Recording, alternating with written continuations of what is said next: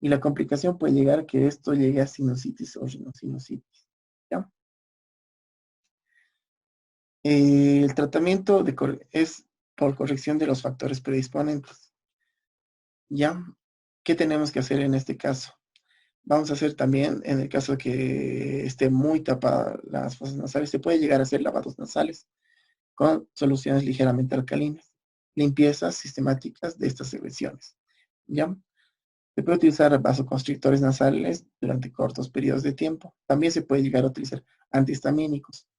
En el caso que el paciente no haya utilizado antes, este va a tener un mejor efecto. ¿Ya? También se puede llegar a utilizar mucolíticos, pero no es tan recomendable. ¿Ya? Y la antibioterapia se reserva a o infecciones de obesidad. Esto quiere decir no solamente que si es de viral, obviamente no vamos a utilizar antibacterianos.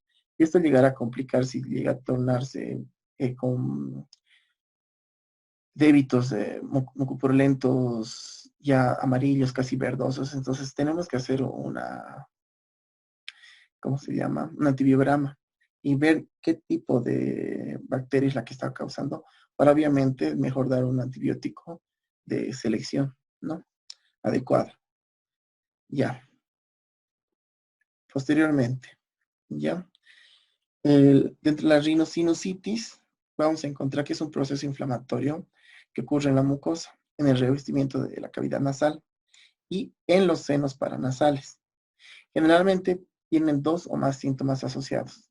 Uno de ellos obviamente va a ser la rinorrea, la cual puede ser anterior o posterior. Ahora, dependiendo de la complicación, porque esto ya no solamente es de la parte nasal o de fosas nasales, sino obviamente esto va a subir ya a lugares que son los senos paranasales. Entonces, también dependiendo de su tiempo, se va a clasificar entonces en aguda, subaguda y crónica, ¿ya? Entonces, aguda vamos a considerar que tenga de 1 a 12 semanas. Subaguda la vamos a considerar si es entre 12 a 13 semanas. Y crónica mayor a 12 semanas. Ahora, según su vista clínica, vamos a ver si va a ser supurativa, es infecciosa, mixta, si va a ser supurativa y por origen alérgico, y por origen alérgico propiamente dicho. ¿Ya? Ahora, con respecto al lugar afectado, vamos a ver los lugares anatómicos donde van a llegar. Entonces se clasifican en, obviamente, sinusitis va a ser maxilar, etmoidal, frontal, esfenoidal. Polisinusitis es cuando se afectan dos o más senos paranasales.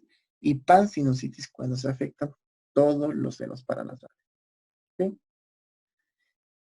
Entonces, la fisiología comprometida de estos va a ser, obviamente, uno, el complejo osteometal. Dos, va a ser cantidad y calidad adecuada de estas secreciones. Obviamente, porque ellos van a segregar mucosa, ¿no? Y el transporte mucociliar, si va a ser normal. Cuando se afectan estos, obviamente va a proliferar esta sinusitis o rinosinusitis. ¿Ok? Ya. Ahora, infección viral respiratoria alta. Vamos a tener bueno, perdón. ¿Cuáles son los factores de riesgo que nos van a predisponer a que esta rinosinusitis se complique o pueda llegar a instaurarse de manera crónica? Va a ser uno, obviamente, si la persona va a estar acompañada de una alergia nasal, ¿ya?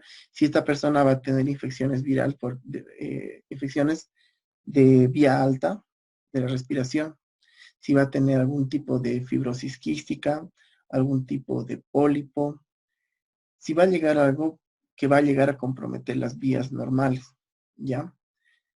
Vamos a ver, también va a afectar si va a ser un fumador activo pasivo.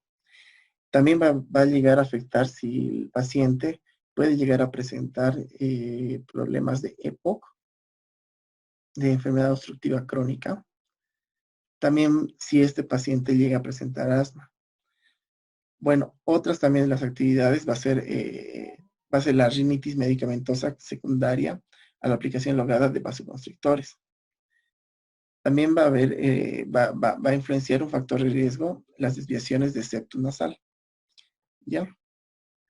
La etiología de esta mayormente son gram positivos, los microorganismos causantes. Dentro de estos vamos a tener el Streptococcus pneumoniae, la Haemophilus influenzae, Bramaela catarrhalis, el Staphylococcus aureus, que son bien conocidos, y el Staphylococcus pyogenes. ¿Ya? La sintomatología que van a presentar los pacientes va a ser un dolor concentrado en la región afectada, que se exacerba con la posición de la cabeza hacia abajo. En el caso que fuera frontal, el seno paranasal frontal, el paciente se va a quejar de dolor en la región de la frente, o se refiere cuando se agacha, como ya habíamos mencionado, puede llegar a sentir que se llega a mover algo por dentro. Ahora, si fuera en el seno maxilar, generalmente se queja dolor cerca a los dientes, ¿ya? Si fuera el seno etmoidal, se va a quejar de dolor retroorbitario. Y si fuera del seno etmoidal, posterior o esfenoidal, propiamente dicho, viene a ser lo que se llama la cefalea de Schluder, ¿ya? Que es un dolor muy característico y molestoso, ¿ya? Que podría comparar con dolor de cabeza cuando comemos mucho helado, ¿ya? Por encima del paladar duro, ¿ok? Vamos a tener también que esta rinorrea va a ser tanto, puede ser unilateral como bilateral. Y ya habíamos mencionado si la complicación de esta va a ser de amarillenta o verde amarillenta. Entonces eso nos va a dar a que puede llegar a presentar complicaciones de índole bacteriano, ¿ya? También va a presentar una sensación de dolor, de obstrucción nasal. También puede llegar a presentar, por la vecindad que tiene con el oído, por la trompa de Eustaquio, la sensación de oído tapado. Y posteriormente va a llegar a presentar alteraciones del olfato, ¿ya? Entonces puede llegar, obviamente, llegar a tener anosmia, pero no en todos los casos, solamente en casos parciales. Entonces vamos a tener el primer trabajo, chicos, que va a ser un esquema de acuerdo a todo lo que hemos hablado hoy día sobre lo que es sinusitis. Pero mayormente, ¿qué quiero que hagan en este esquema? Que hagan una investigación sobre todo lo que es sinusitis crónica, que me hablen de sus generalidades, la etiología, su clínica, cuál es la clínica que mayormente hay la diferencia de la aguda, ¿no? Porque ahorita lo que hemos hablado es mayormente de la aguda. Después, ¿qué diagnósticos diferenciales puede haber? Obviamente, para la crónica va a ser también la aguda o la subaguda.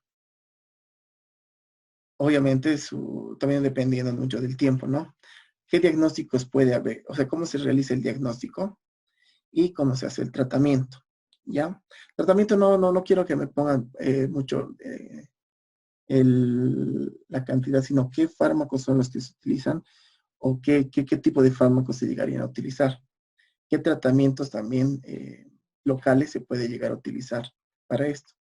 Y también quiero que me investiguen que en base a todo esto, ¿qué es la complicación de Chandler?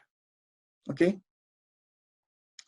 Ya, siguiendo con lo que estábamos hablando, el diagnóstico que vamos a tener va a ser por una endoscopía nasal, la transiluminación que habían repasado en su trabajo, la palpación también, que hemos mencionado en la anterior clase, cómo se realiza la palpación de estos senos, la rinoscopía posterior, que no es tan utilizada ahora, y la rinoscopía anterior, que nos va a ayudar a ver si va a haber algún problema, ¿no? O alteración, y también nos va a llegar a ayudar a observar el tipo de rinorrea que va a presentar el paciente.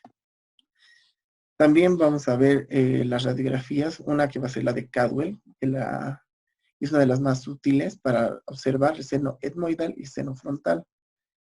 Podemos ver también el tabique nasal, en este que nos da una imagen de desviación del tabique nasal cartilaginoso, en este sector, si se pueden fijar.